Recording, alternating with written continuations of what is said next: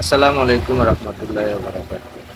আমরা যারা ফেসবুকে ইউটিউবে ভিডিও ছাড়ি আমরা অ্যাকুরেট ভাবে সাইজটা সিলেক্ট করি না আমরা অনেক সময় ইউটিউবে ভিডিও ছাড়ি ফেসবুকে সাইজ দিয়ে কিন্তু অ্যাকুরেট ভাবে ফেসবুক ইউটিউবের সাইজ হয় না।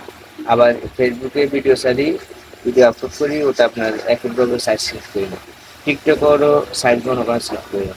তো আমি আপনাদেরকে আজকে দেখাবো আমরা কিভাবে টিকটক ফেসবুকে ইউটিউবে সাইজগুলো সিলেক্ট করে ভিডিও বানাবো। সেইগুলো খুব খেয়াল করবেন সবাই। আমি সেই ভিডিওগুলো দেখাচ্ছি আপনাদের কিভাবে আপনারা সাইজটা সিলেক্ট করবেন। ধন্যবাদ, দেখতে থাকুন সবাই। তো আমরা বর্তমানে চলে যাবো ফ্লিপকার্ট অ্যাপসে যাইয়া আপনি এখানে যে ভিডিওটা আপনি বানাবেন সেই ভিডিওটা নিউ প্রজেক্ট লেখা আছে, নিউ প্রজেক্টে ঢুকবেন। আপনি যে ভিডিওটা করবেন ওই ভিডিওটা সিলেক্ট করে আপনি গ্যালারির সামনে নিয়ে আসবেন, ফ্লিপকার্টে অ্যাড করে দিবেন। যে ভিডিওটা করবেন ওই ভিডিওটা ফ্লিপকার্টে অ্যাড করে দিবেন। অ্যাড করে দেওয়ার পরে ভিডিওটা চলে আসলো।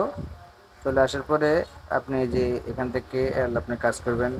কাজ করার পর প্রথম রেকর্ড নষ্ট কেটে দেবেন, রেকর্ড নষ্ট কেটে দিয়া পরে আপনি ভিডিও করবেন, সাইজ সিলেক্ট করবেন।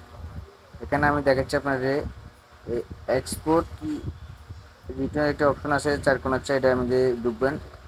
ঢুকার পরে দেখানোর চেষ্টা করতেছি আপনাদেরকে। এই যে এখানে আপনার সাইজ দেখেন, এখানে টিকটক সাইজ আছে, ইউটিউব সাইজ আছে আপনার।